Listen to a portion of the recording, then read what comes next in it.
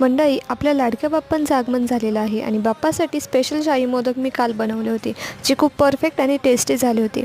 त्यासाठी एका पॅनमध्ये 2 चमचे तूप, 1.5 वाटी मिठाई मीठ किंवा कंडेन्स मिल्क आणि 2 चमचे दूध ॲड करून त्याला गरम होईपर्यंत मिक्स करून घेतलेलं आहे. त्यानंतर त्यात 3 वाटी खोबऱ्याचा कीस घालून मध्यम आचेवर छान एकजीव करून घेतलेला आहे.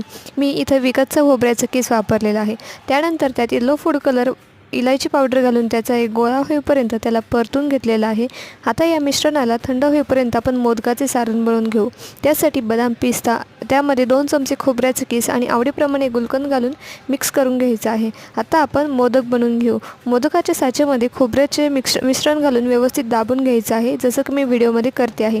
आणि मध्ये थोडीशी जागा रिकामी ठेवून त्यात आपल्याला सारण घालायचं आहे. आणि शेवटी पुन्हा खोबऱ्याच्या मिश्रणाने याला बंद करून घ्यायचं आहे आणि हळूवार हाताने आपल्याला हे मोदक डिमोल्ड करायचे आहे. तुम्ही बघू शकता इथं आपले मोदक तयार आहे.